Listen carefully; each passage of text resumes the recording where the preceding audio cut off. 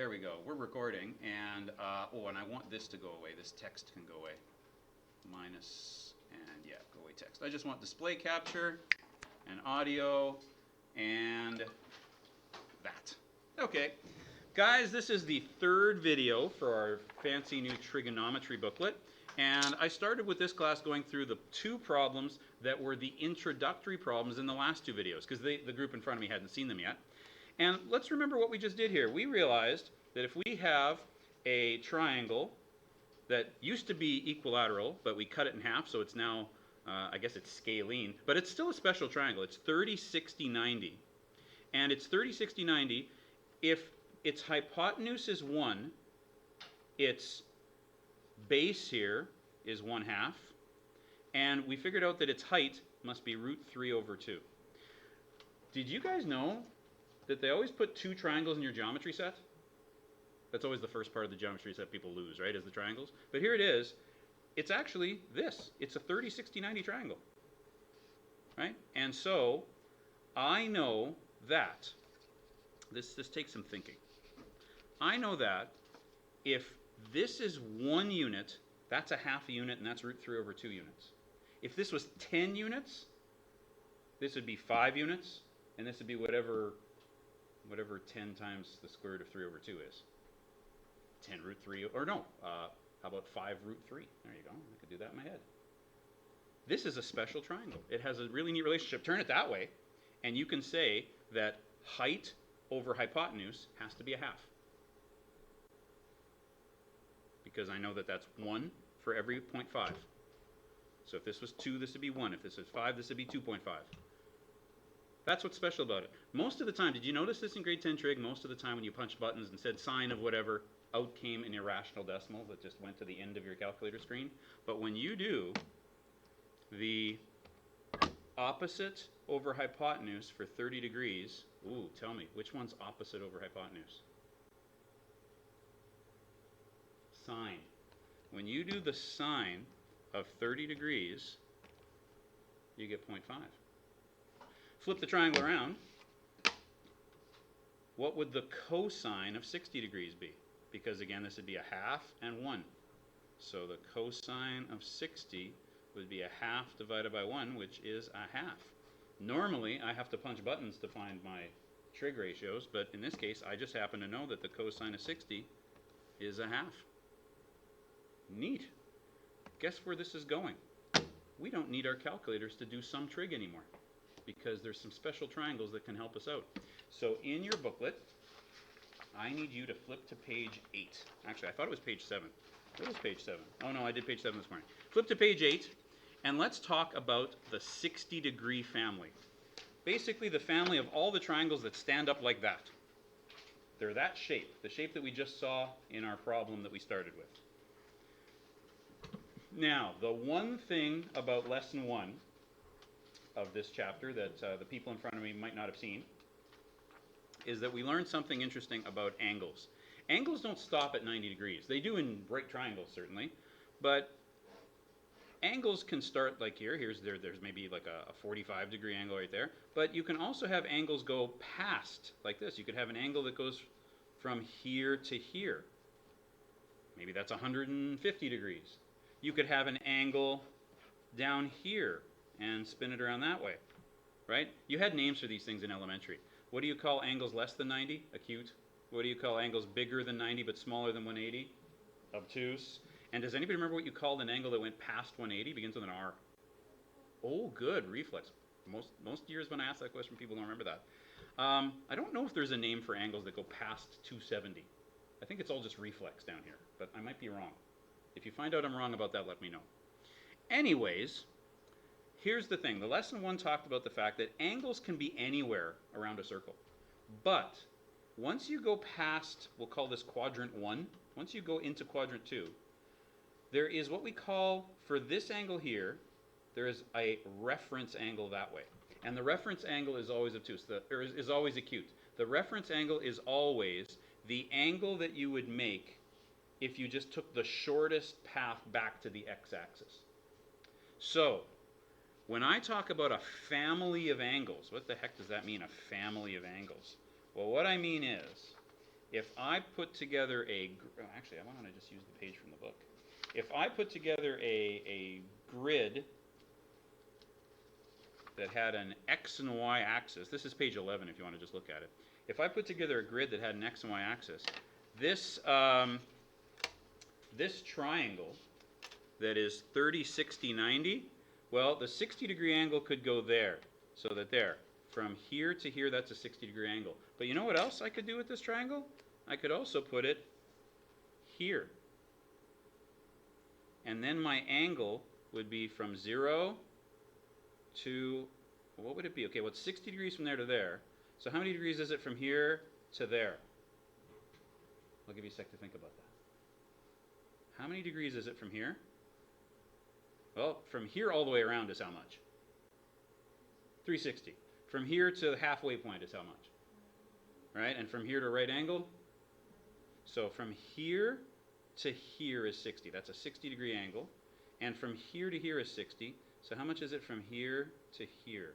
How big is the angle that starts there and goes around to here? 120. And that's what we're going to write down for our first part of this lesson here. Where are we? Now I've lost where I am. Oh no, page 8, where did you go? There you are, page 8. Page 8, we're going to start with, I'll move those for a second. Page 8, we're going to start with the 60-degree family. So the 60-degree family means that I stick that triangle there, and that's a 60-degree angle. Or I could stick the triangle here. You can sketch this if you want. And then from here to here in blue, sorry, your job is to tell me when I wander off the screen. Okay, so from here to here is a 120-degree angle.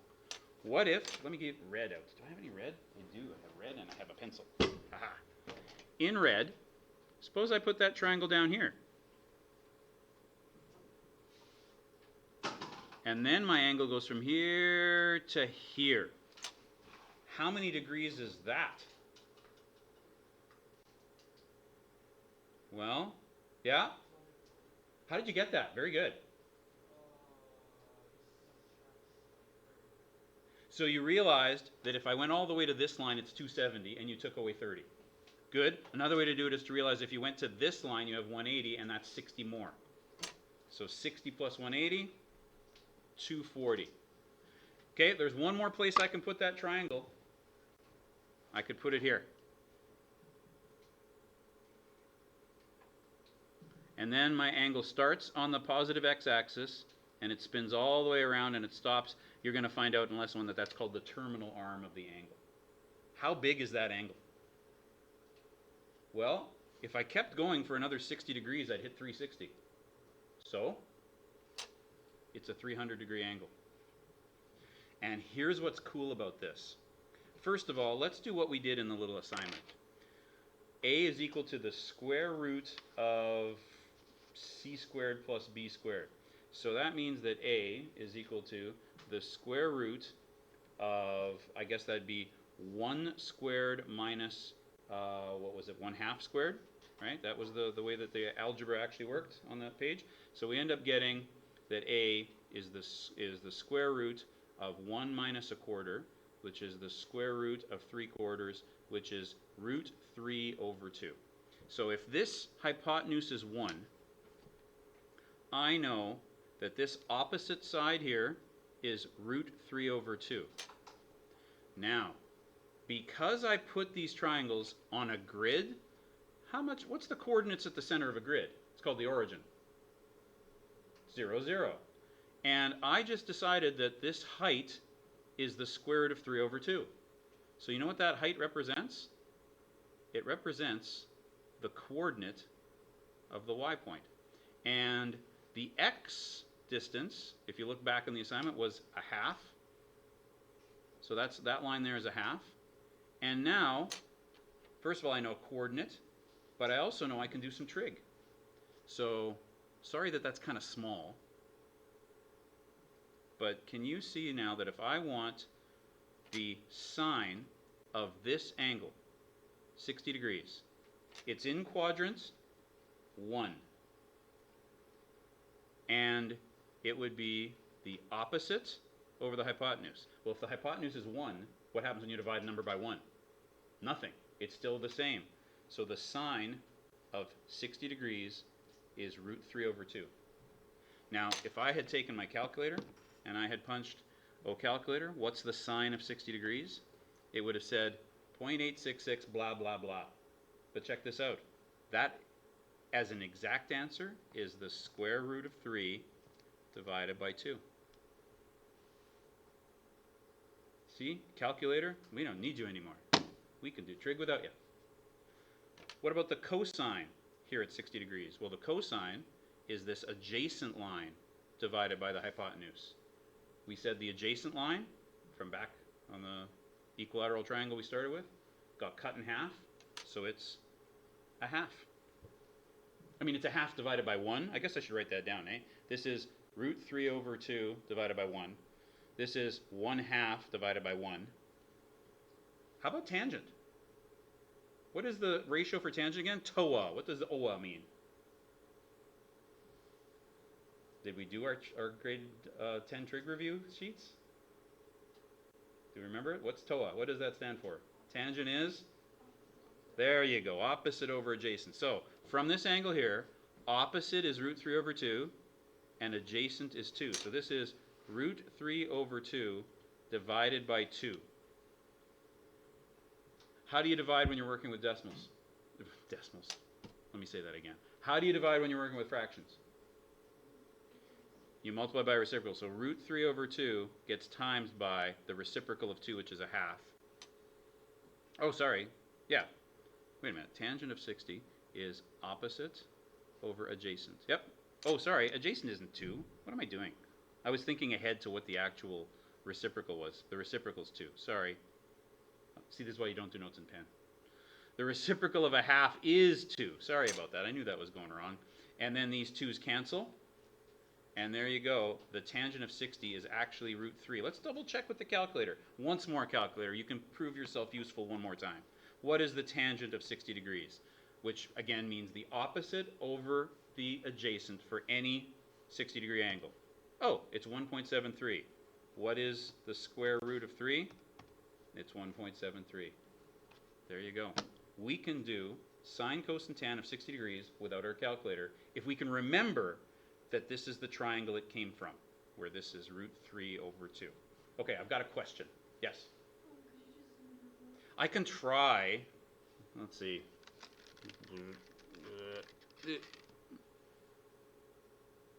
Okay, but now I got to move when I go from one thing to another. Okay, so now let's do the next one, and I'll just move back and forth, okay? So over here, the one that I did in blue pen over here, is quadrant 2. So that's quadrant 2. So over by the quadrant, for 120 degrees, we're in quadrant 2. So now, does everybody again get why this is a 120 degree angle? Because I start here, and I go follow that blue line till I get to here. So this angle is 120 degrees. But what's cool about it is, it makes a reference angle that I can slap this triangle on. And even though it sounds weird, you've never done trig on a triangle that had more than 90 degrees in it. It had to be a right triangle or trig didn't work. Now we can talk about trig beyond a right triangle, because we can think of values for the sine of 120. Because on a 120 degree triangle, I make this triangle my reference triangle, and opposite is still root 3 over 2. Oh, and of course, divided by hypotenuse, which is 1. So it's still root 3 over 2. I think you can probably figure out where we're going with this. Guess what happens now when I figure out the cosine of 120. Now, take a look at the picture. That's this adjacent line over this hypotenuse. Hypotenuse is 1, and the distance on this adjacent line is a half. But I'm going to ask you a question. What can you tell me about x values as I go this way? They're negative. Told you we were going to have negative line distances today. So this is negative 1/2.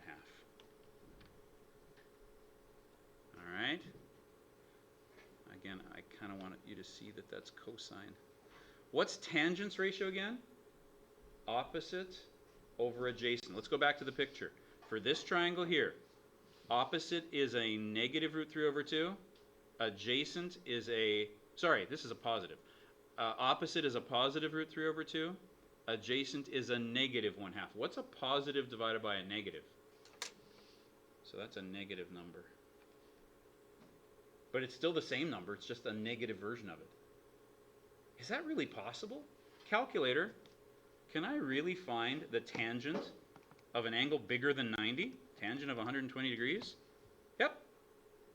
They just slapped a negative on it. Negative 1.73, which is the same thing as the negative of square root of 3.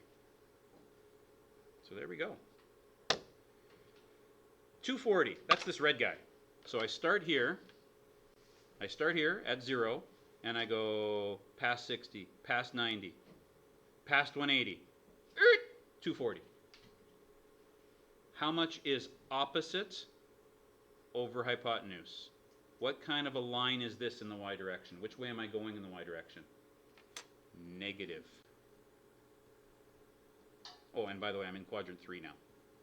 This is quadrant 3 down here. You'll see in the lesson that I make a point of saying we always label quadrants with Roman numerals. I don't know why. Tradition, I suppose. What's the cosine back at this angle?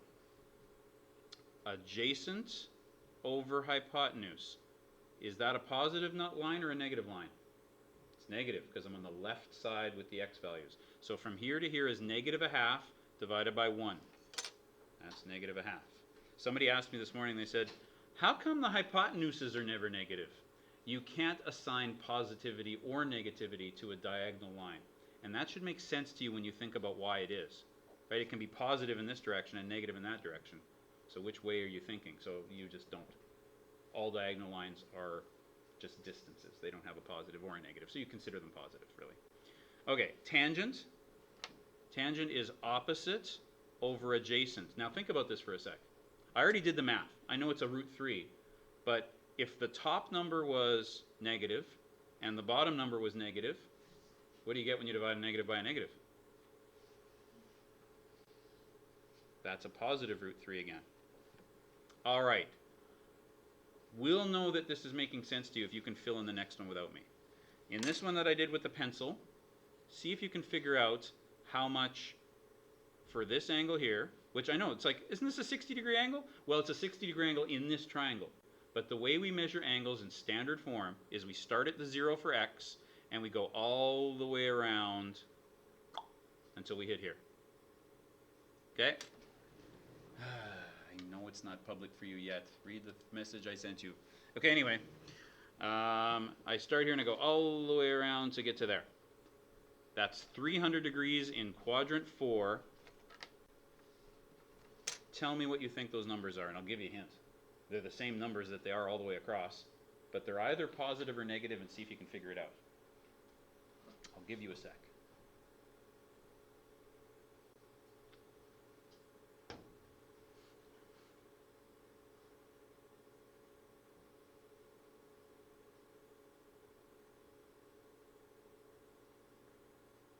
Seconds up. What direction is y going here? Down. That's negative. So my opposite is negative, so my sine is negative. What direction is x going here? Positive. My adjacent lines are positive, so my cosine is positive. And then tangent is opposite over adjacent. Actually, you could think of it, if you like, as sine over cosine. Divide those two numbers. What happens when you divide a negative by a positive? And that is the chart for the 60-degree family. I have great news for you. You don't have to memorize another whole family. One thing you do have to do is, can you please scribble out those 3 points? They are not supposed to be there. Someone accidentally, I don't know, moved a diagram or something when they're doing the notes, and that's vestiges of something else. So scribble those out. They're not supposed to be there. But can I point out to you that this triangle that had 60 degrees at this corner that we just put all the way around the circle in 4 places? Well, if I flip it that way, now it's the same triangle, but now I'm talking about 30-degree angles. So for 30-degree angles, my family would be 30 if I put it here, it'd be 150 if I put it here. It would be, quick, what's 180 plus 30? 210 if I put it here. And if I put it here, 330 degrees. And let's do the math on it. The sine of 30 is the opposite over the hypotenuse. And you're like, well, how am I supposed to know that? Well, it's the same thing it was up here. I've just flipped which one's opposite and which one's adjacent. So this is 1/2 for height and √3/2 for base. So opposite's 1/2 over 1. The sine of 30 is 1/2. The cosine adjacent is now √3/2 divided by a hypotenuse of 1. And tangent is just opposite over adjacent, which will just be the reciprocal of what I had before. Now, and one of those weird things about math, we cared so much on that example we did today that we don't want a radical in the bottom. Very often you don't see anybody give that answer simplified. But if you did want to simplify it, it's √3/3. So I'll leave it as 1/√3 for now when I do the rest of them. Okay, do you see the relationship between these two charts? The sine of 60 degrees is the cosine of 30 degrees. The sine of 30 degrees is the cosine of 60 degrees. And that's going to be true for the rest of the chart.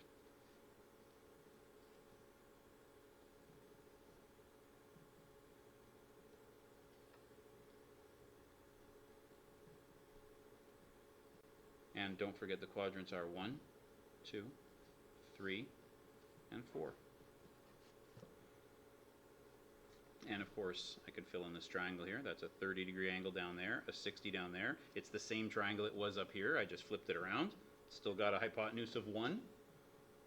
And the tangent values are all going to be the same too. They're just going to be reciprocals of the ones above. Oh, sorry, this one's positive.